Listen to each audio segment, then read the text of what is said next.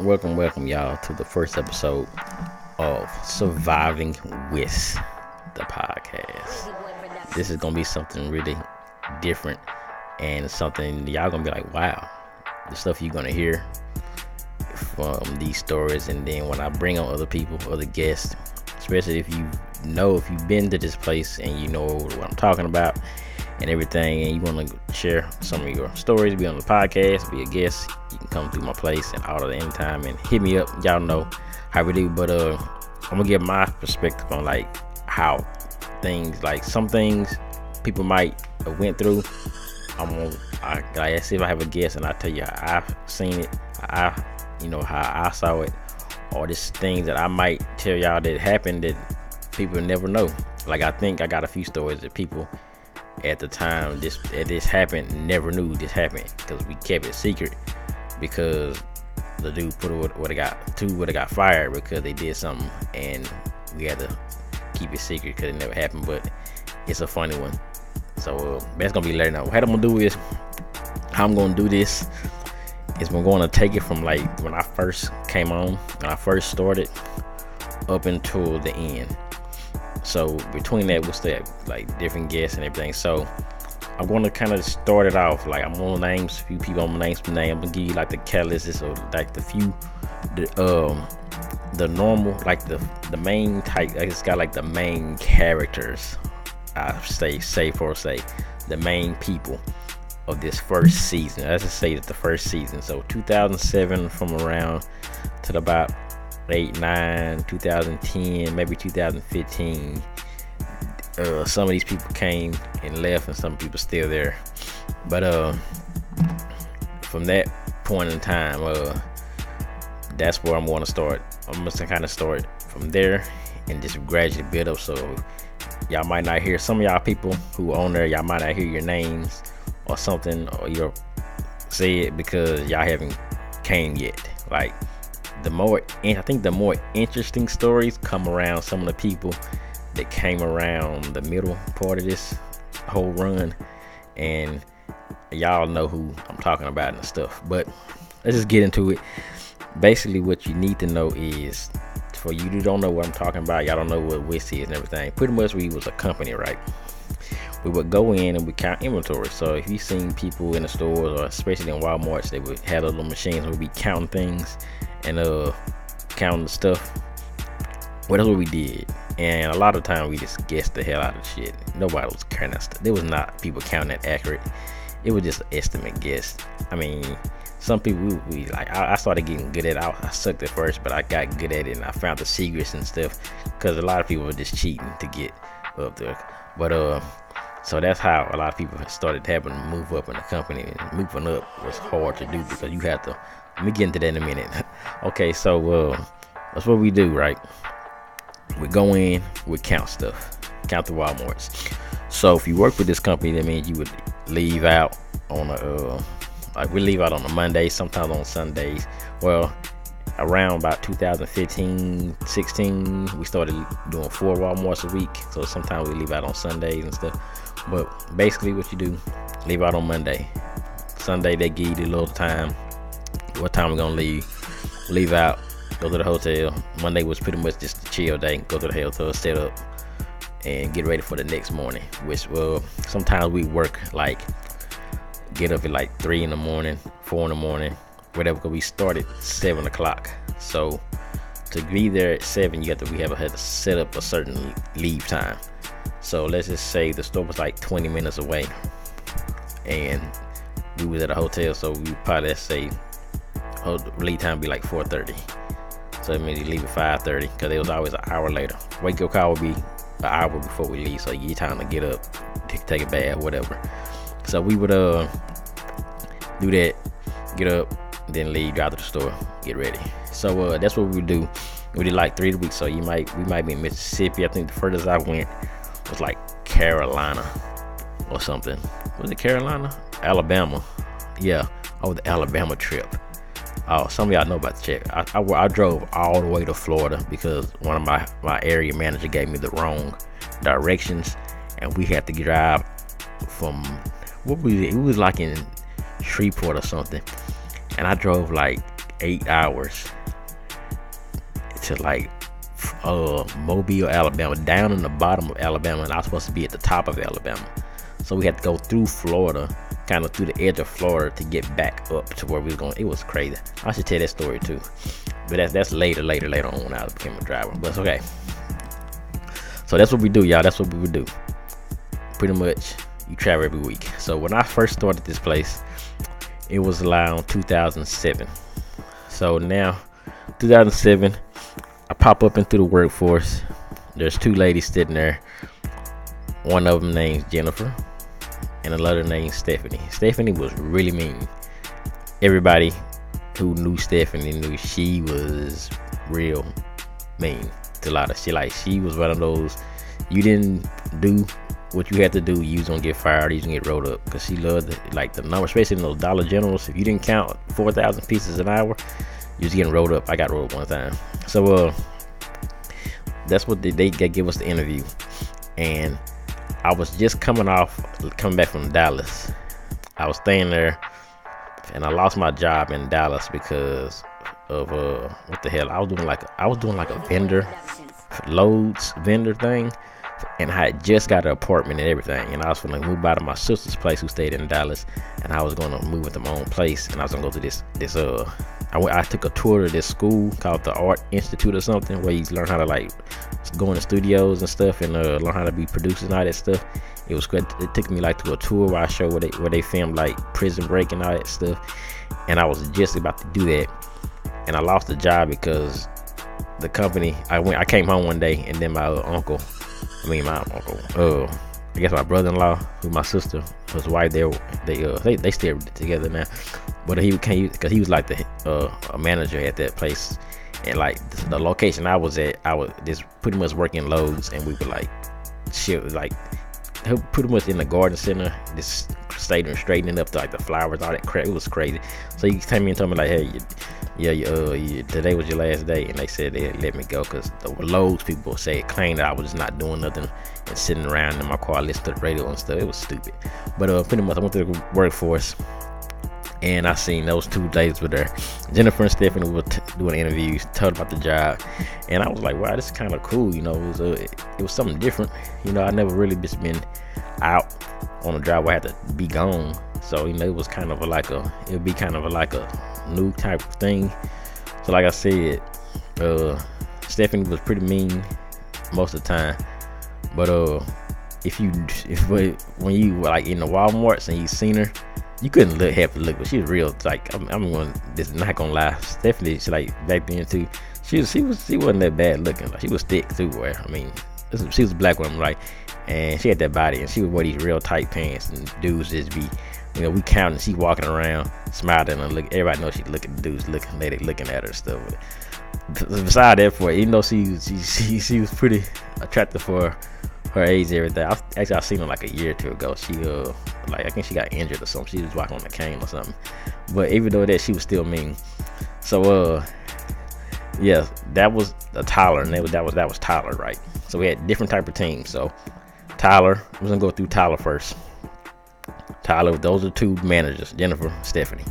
Then we had some of the main counters. These are, like I said, the main characters I'm gonna get into. I'm just gonna get into the people so you can know who these people are, and then we'll get the stories on the next episode. So first was like, I guess, the best counter on the team.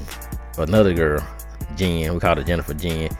Like, I like a lot of these people. Like I said, I want to just start saying people and putting business out there, because I try to make sure I don't put everything unless we. But you know, hey, forget, it's my show. But anyway, Jennifer Jen was the best counter in the world. She was the fastest one. She knew everything. She was the best one.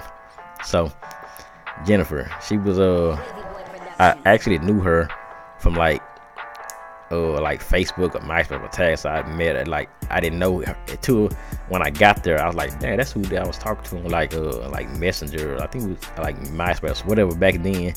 So I knew her, and I didn't know her. No, but I knew her because I knew her from like a social media page we was friends on.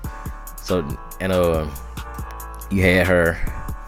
Then you had a guy named Jeremy. Jeremy was a gay dude, and I know you're saying, wow, he's a gay dude. I know it shouldn't it doesn't mean anything, but he was like, I don't know what he is now, but he was like that back then. But he was one of those, he wasn't like that gay, like, oh, don't be alone with that dude, he gonna try to get you. Like, he wasn't those type of dudes. He was real, like, he was like funny to me. He was cool too. Like, he was pretty much like the best person to be around when you just want to just sit around and talk to somebody and get a laugh. Like, Jeremy was that dude. Like, he was he went through a lot of problems at this point of time in his life. I think at this job, at this point when I started, now he had, he used to drink a lot, smoke and stuff. And like, everybody on the team besides me smoked, but yeah, he would drink a lot and stuff.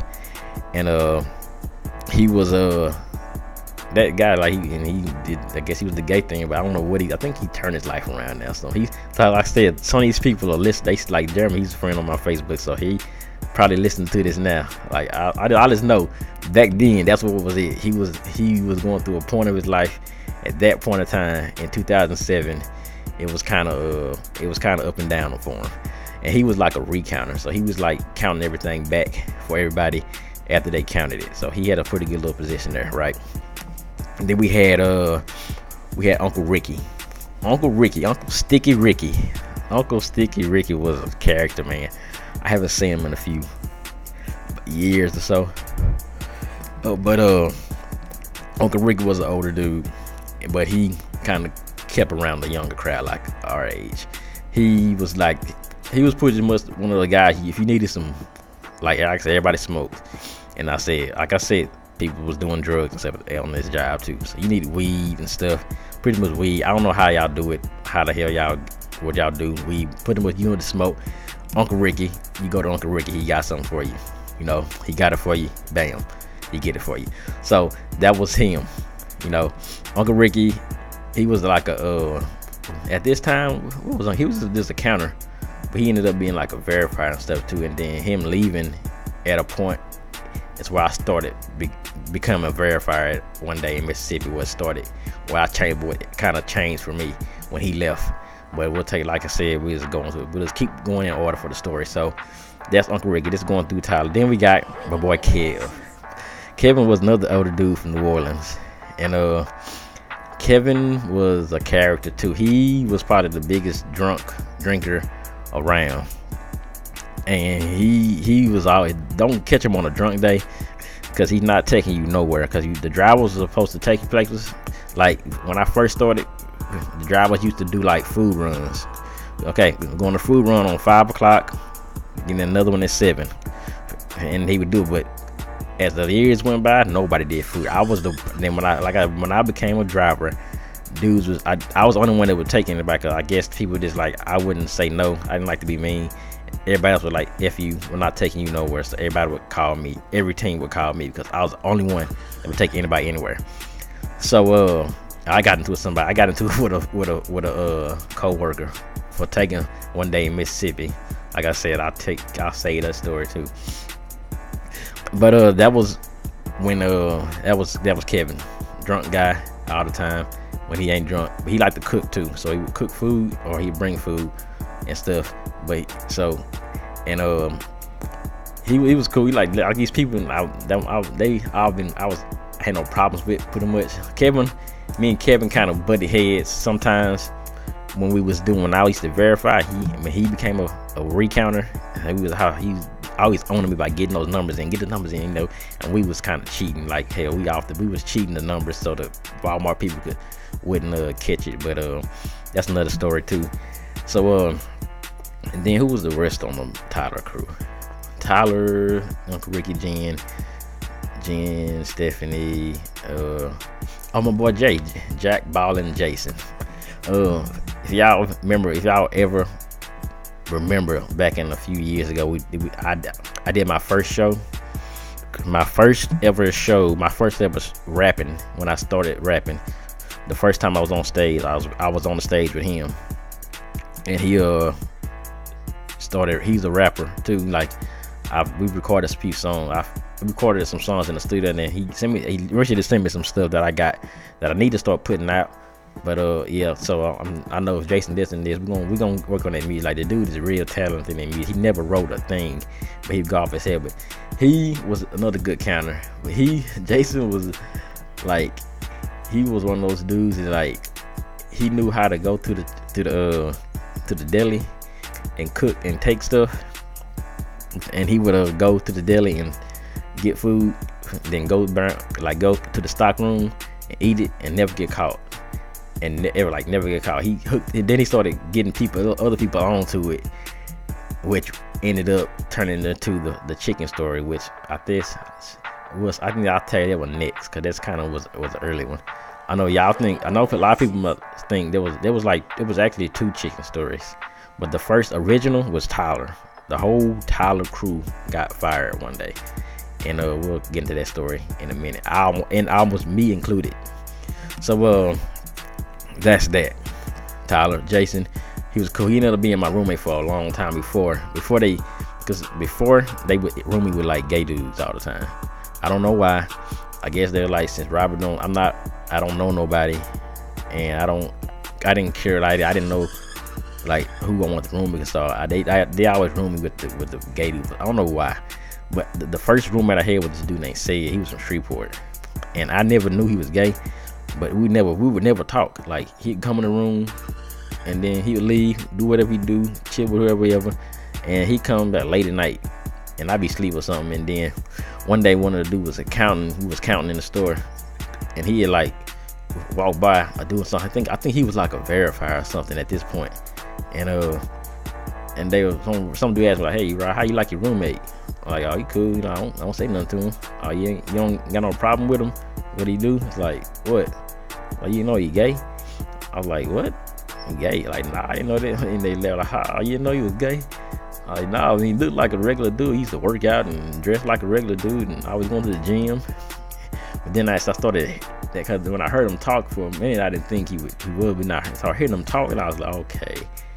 But still, we never really said. But after I learned that, then I was like aware, like, oh shoot, hell no, don't be coming here late at night when I'm asleep and knocked out, and you coming in, what the hell?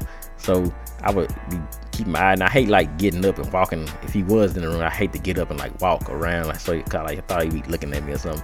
But it came to the point he wasn't like that. Like I said, Jeremy was a dude. He wasn't even like that.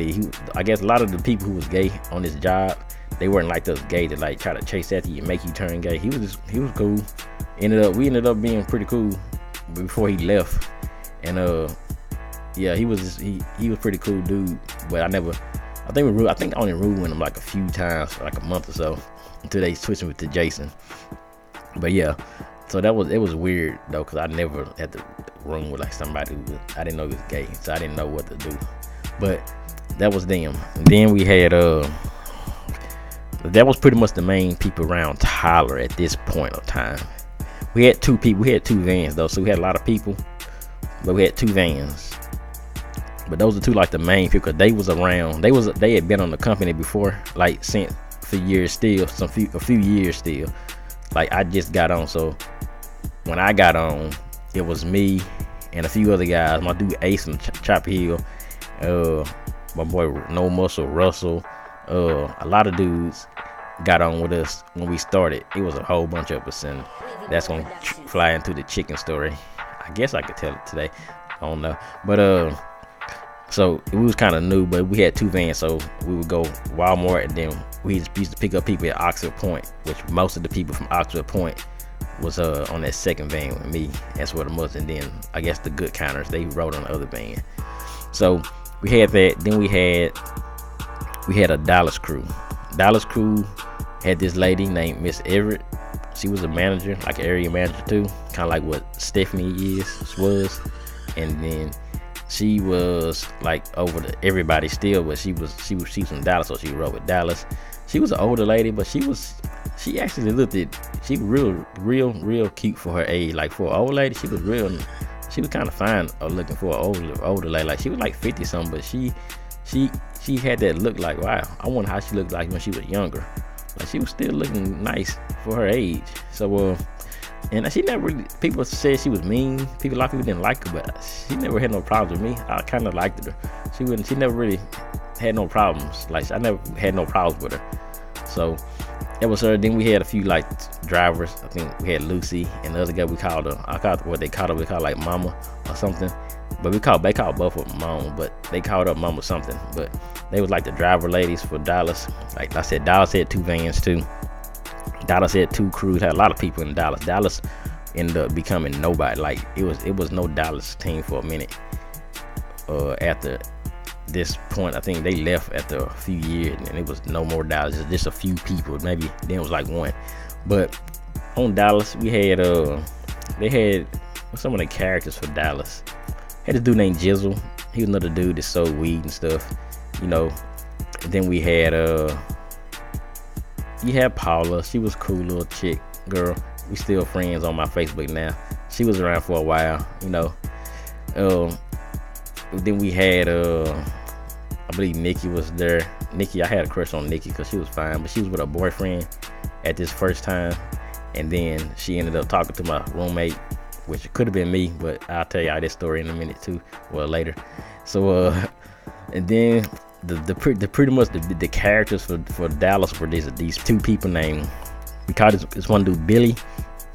They called him Billy Commissary, and this other lady they called her Darlene. Now thinking about Billy was this black dude. Was he from? No, okay, Billy was from Texarkana, but he talked to him and Darlene were like a couple or something. But Darlene was from Dallas. I'm just gonna put Billy in a Dallas group because he was always with Darlene. Darlene was an old lady. She was like 60 something, and she wasn't attractive or nothing. So I don't like, you know, Billy. Oh, he liked the motor. No, she wasn't attractive. She was just an old lady. I guess she has the money. She must have been paying money with him because she was one of those ladies that you needed some money. You need like, Darlene, I need like $100. I need to pay my rent or something. Oh, well, just pay me back. Dudes would never pay her back. They would always ask for something, but they never pay her back. They never paid her back. I even did it one time. I was desperate. I needed some money because I was on the road. I'm telling you, you get on the road at this job, that week before you get paid, dudes is broke. Dudes is struggling to find food. I mean, you doing whatever you can, just making noodles, whatever. So she gave me some money. She gave me like $20, and I didn't end up paying. I wanted to pay her, but I just had the money to pay her back. I just kind of forgot. But she was that lady, and she would always take her, like she would always bring a lot of bags with her. So she would be like, bring like 5, 6, 7 bags. They was always complaining, "Don't stop bringing all these bags." We was only out for like 3 days. I mean, you maybe 4 counting the Monday. But you don't need all these clothes. I'm telling you, niggas would bring like their whole house out on the road and not wear none of this stuff. Like, what the hell y'all bring all these clothes for? Like, even Tyler started getting like that, and it was just weird. Like, come on, 3 days, just 1 bag. And then and one thing about Darlene, she was always shopping, so they would always have to wait on her, and they would always tell her, don't come in here shopping, Darlene, after the store, after we get through, because we're leaving. And let me know, she right when the store over, she in there shopping, and Dallas is having to wait on her. One of the Dallas vans having to wait. So then Billy was this dude, little black dude, wore glasses. He didn't look like no dude that he was a cool dude, but he was smart though, because he would sell everything. This dude sold everything. That's why they called him Billy Commissary. This dude sold cigarettes, lighters, cigarettes, Swisher Sweets, soap, food, whatever you needed.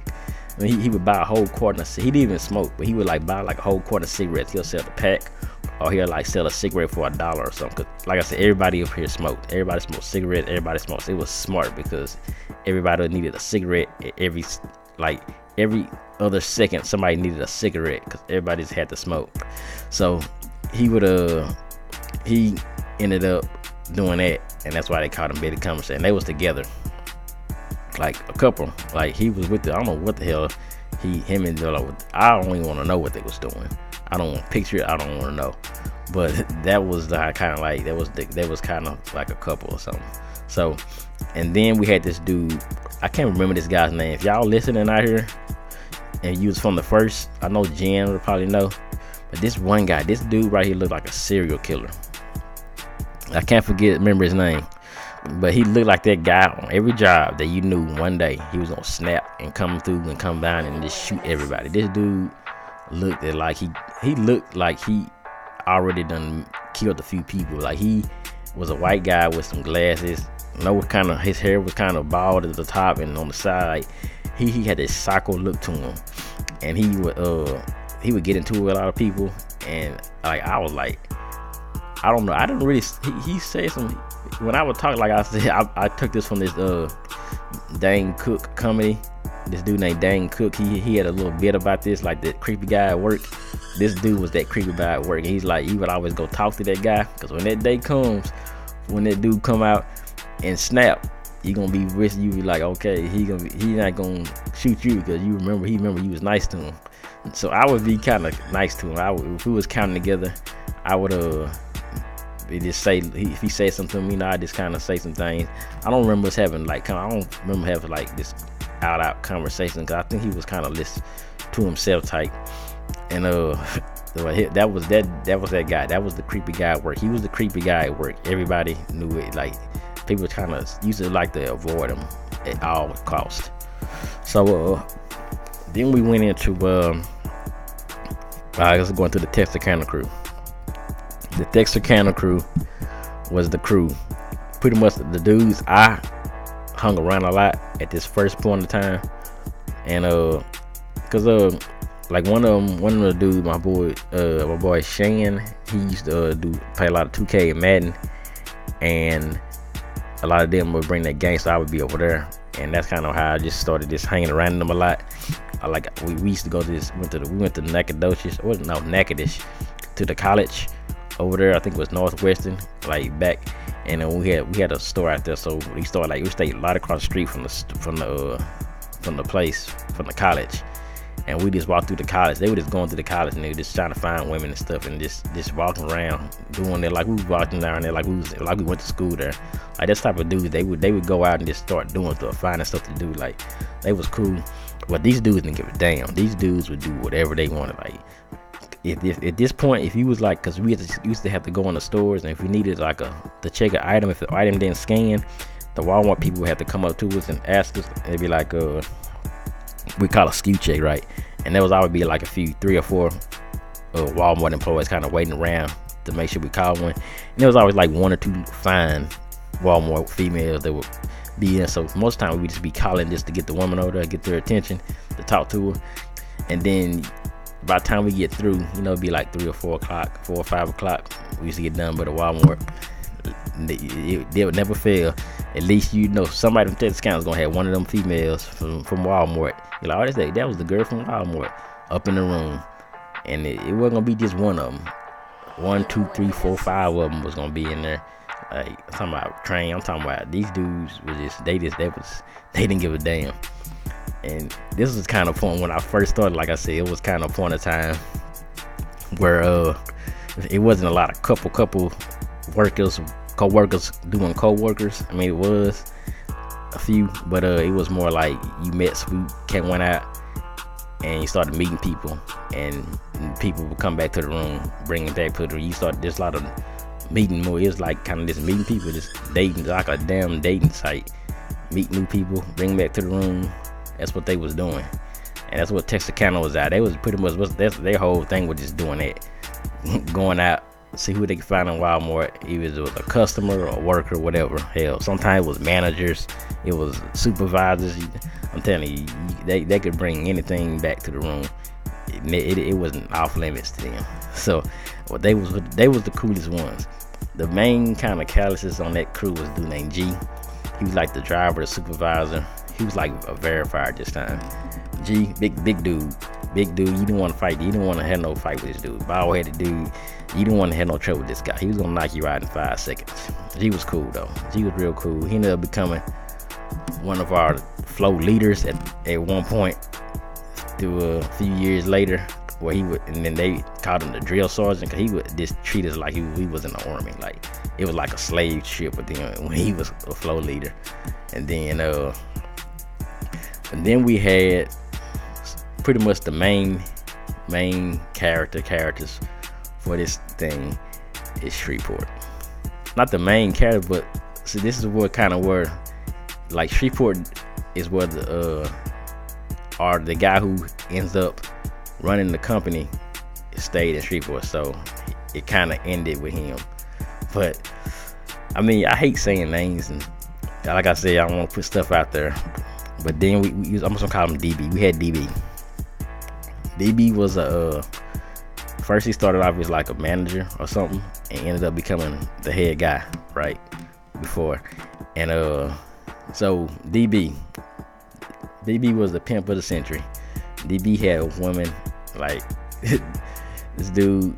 He had women, like, I'm just say it like that. I'm gonna tell you everything about it, but he had women.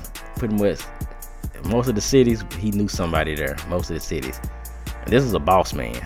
At years later, I mean, like I said, we had like 5-6 managers, area managers. Then it kind of trickled down to a few, but DB was still there. I'm telling you, I mean, I never had a problem with DB. You know, he was cool with me. A few times he kind of made me mad because he would believe people when they would say stuff about, oh, he's not counting this, and he'll just believe it. Even though I was the best out there, I was the best counter for a while, and and plus act like, oh yeah, I forgot another guy. Plus I was the best Madden player in WIS. I was the best Madden player on the team. Nobody could beat me. That's straight up facts. Nobody can do. We just had these tournaments, and like we just had these team games. Me, Uncle Ricky, my boy Kuda Bang, and a few others would come in the room, and that's what we would do in the first. When I first started, that's what we do. We get in the room playing these team Madden games. 4 controllers, 2 on one team, 2 on another team. We do these team games. It was so fun. That's what we would do for a while. Like I said, my dude Kuda Bang, he was my roommate for a minute after Jason. Was it after Jason or before Jason? It was one of those times, but that's where I got my gamer tag from. Which, if you ever play me on Madden on Xbox Live, BANG123, that's his game. He actually got my Xbox, made that name so he could go in and make it himself as a guest to play the game.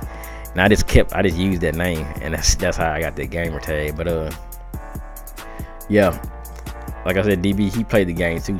He came over and played the game with us a few times. But the stories about DB, man, I'll tell you, like I said, nothing is off limits. The stuff happened, it happened. So I guess we can just say it now. DB had some real controversy going on with him at times. And there was this one girl named Diana that he was messing with, I believe, or talking to, whatever he knew. She was from Shreveport too. And we'll get into Diana in a minute. She was from Shreveport. Well, we'll get into when we get into some stories, we'll get into her.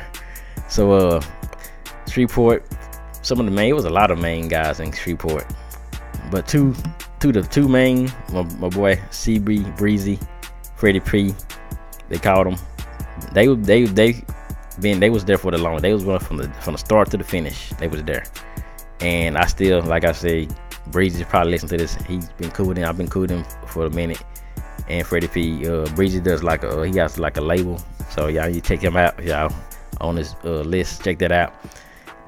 Those two was the cool, but there was like it was a lot of people from Shreveport. Shreveport had 2 vans. I think they had 3 at one point now. I know they had 2. And like I said, it was a lot of stories going out from Shreveport, because a lot of stuff happened because of the Shreveport crew and Texarkana crew. And then we had this guy named Beagley. Beagley looked like a rock star with long hair, old guy. He had an odor to him, and if you knew he was around him, because he would talk and his breath and stuff. I mean, I hate talking about people like that because he's no longer with us. RP to Beagley, man. The dude, I like Beagley because he taught me how to tag the store. He was a tag store. He was killing them on money because he would always just have so many hours from just tagging and stuff. They had to put him on salary because he was just killing them on hours. And when I used to drive the van, when I started tagging, he let me do it. He would stay in the stores. I would see like his receipts. He'd be taking money out. He had money with this $800 there, taking out $400 here, $1,000 there, and all he did was smoke, work, and eat Whataburger. That's all he did. He loved to eat Whataburger. He was always going to Whataburger, and he would always wear these same sweatpants, gray sweats, and a cut-off shirt. And when you seen him, that's all he had on. Like, I can picture it in my head right now. Still, that's all he wore. Like, everybody knows Bigley. Bigley, man, he was a character.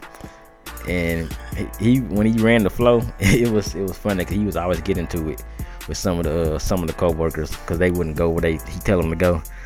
But he ended up becoming like a supervisor for the company.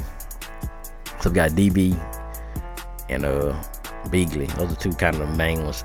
Like this at this point now, if y'all listen, y'all remember they wasn't like head. Bigley was just a worker and a tagger at this time. But he was still like making a lot of money more than anybody else. And DB as well, he was a manager, but he wasn't the big head guy yet. So those are the few Shreveport. Those are the few guys from Shreveport. Then we had a few others that came along, like my boy Zane. Did Zane come? Zane was around with my dude. This dude, yeah, Zane was on. He came with the other crew. Okay, we're gonna keep that for a minute. He came around. Zane and the little Boosie dude and all this. This dude looks like a little Boosie, but Zane ended up being a main worker for the crew in a minute too. And I put a song out on iTunes for him. If y'all never heard it, called "Humans Made Me Nervous." I didn't put the song out. I mean, I put it on iTunes, but I didn't make the song. But that's his song. So if y'all ever check that out, download it.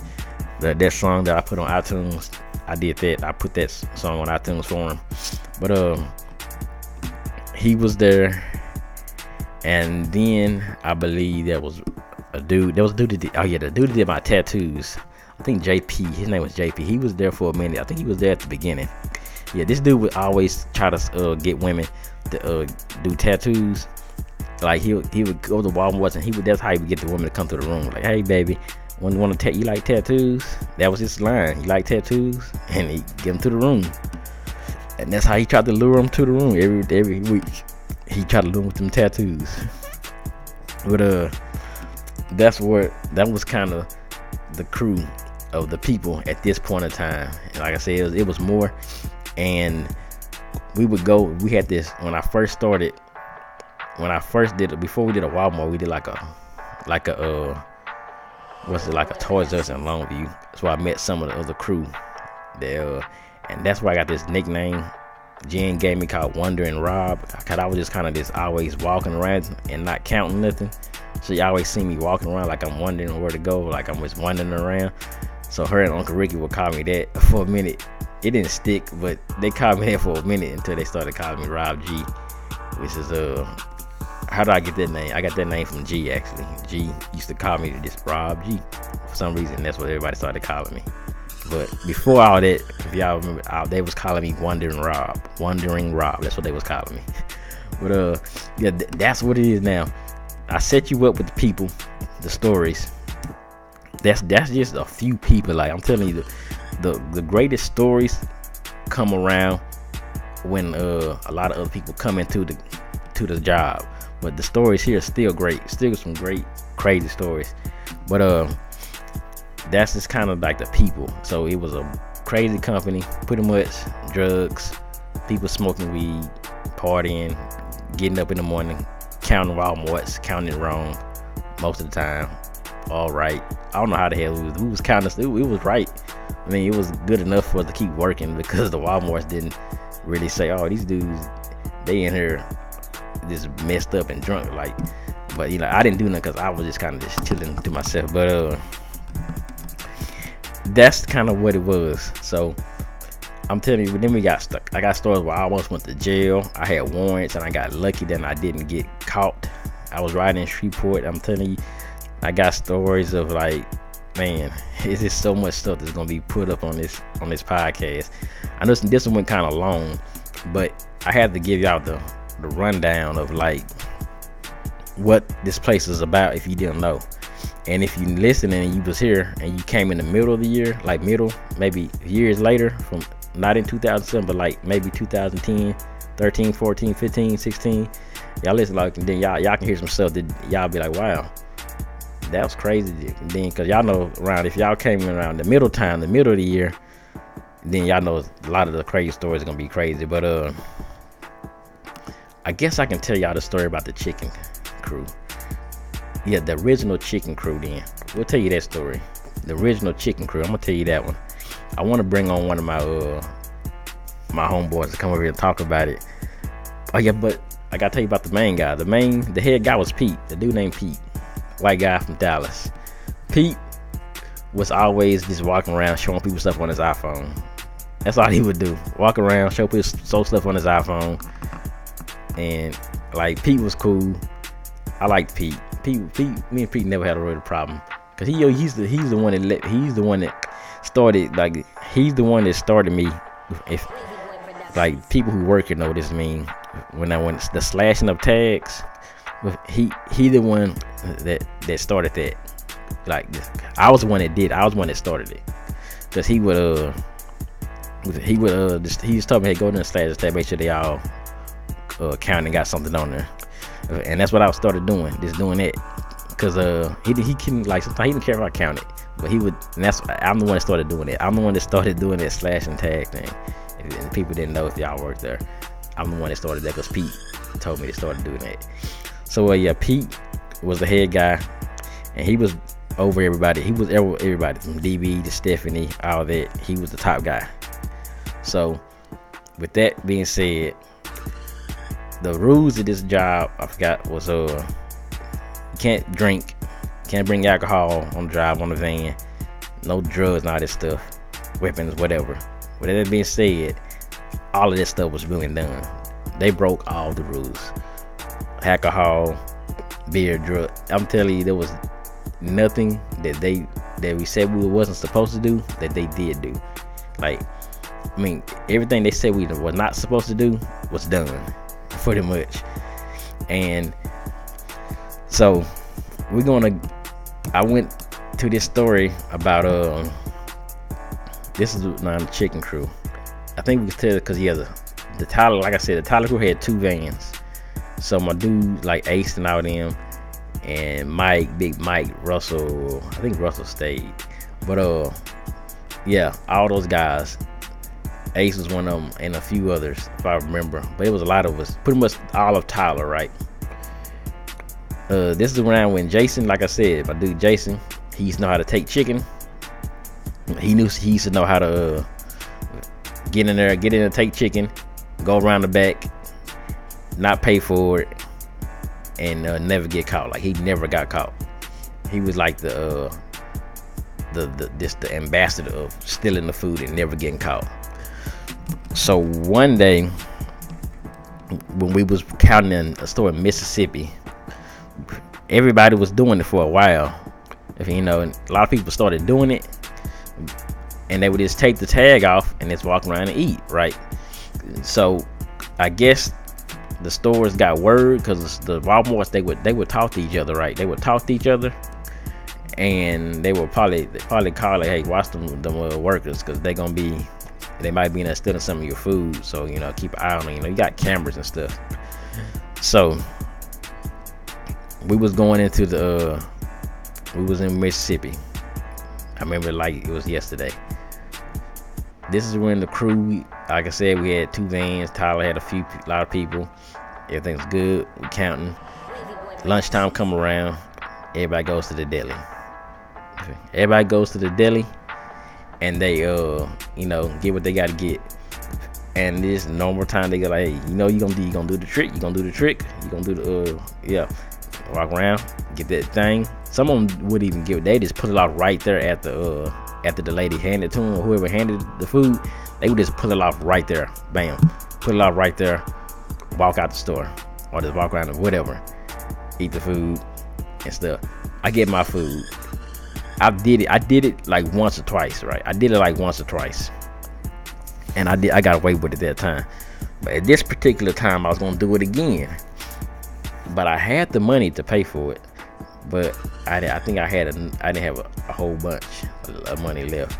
So I'm getting ready to do it, and I'm feeling like, let me pull this tag off. I pull it, and something just tell me, no, don't do that, man.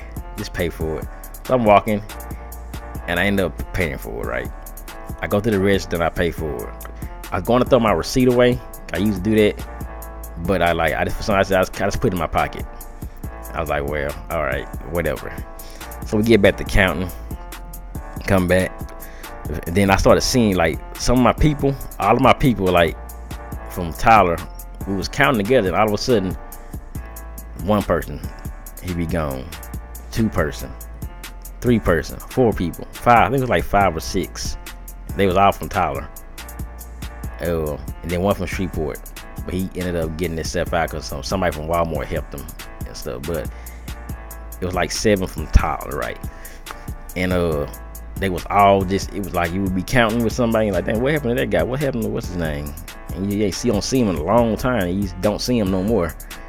And they was kept just dropping by flies, bam, bam, bam. And then Pete comes up to me.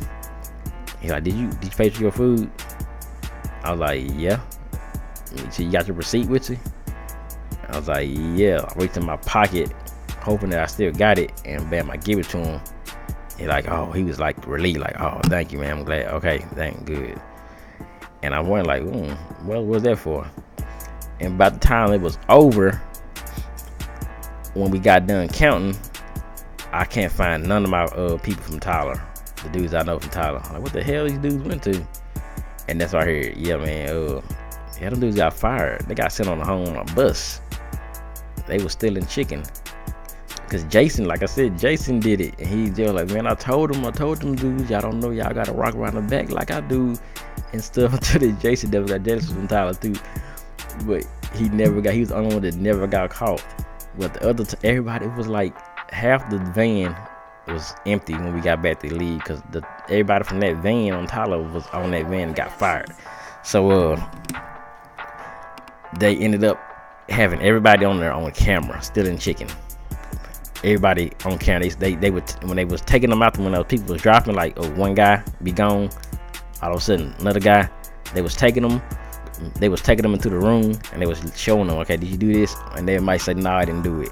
And then they're like, okay, well, here you are right here taking this chicken, taking the tag off, stealing this chicken right here. So what you got to say about it?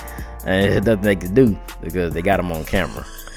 And they kept doing it one by one, but they kept doing it so slick where you didn't even know what was going on. And then Pete ended up having to put them all on a bus, like, and sent them, like, and when at this time when you get fired, usually like if you quit a job, this is stupid. I seen dudes quit like way in Mississippi, way out of nowhere, and you gotta find your own way home. They don't give you a way home. But if you get fired, they will send you back, but they gonna send you on the longest bus trip ever. Like this was like a Wednesday or Tuesday. You might not get home. We gonna get home Thursday. You might not get home till Friday or Saturday night or something, because he gonna send you on the biggest, like the longest bus trip. You gonna go all the way to Florida or wherever. You gonna go some unnecessary places before you get home, right? So they ended up all getting sent on home on a bus that same day. And then I was wondering, like, that's why all these people was gone. And that's the original, that's what they would call the chicken crew, which ended up being a few more people getting fired years later. But that was the original chicken crew. So if I can bring somebody on, they can tell y'all about the bus ride and how they showed them on camera and stuff. Like I remember I'm gonna do Ace could remember it perfect. I think I gotta get Ace on here. But that was the original chicken crew.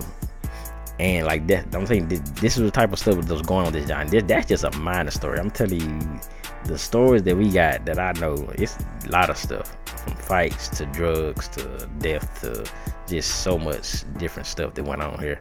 That's just a minor story, but it ended up, I almost lost my job because I almost was gonna be on that bus ride with them. So yeah, man, that's episode 1. You got the kind of the characters, the main people, and what type of job it was. So now that we've seen that, now we can start getting to some story times, and what happens on things, and a lot of funny stuff, man. So hey, if you like this, subscribe. I believe my channel is gonna be on YouTube. I'm gonna put it on iTunes too. So I'm new to the iTunes podcast thing, but subscribe to that too. So yeah, like I said, if you hear your name and you don't hear like the year you talk about, this is like 2007, 2008, 2000. So A lot of y'all haven't came around yet, but it's gonna get better, like, cause the good stories come around when some of the people I haven't named yet get around. So y'all know it's going down.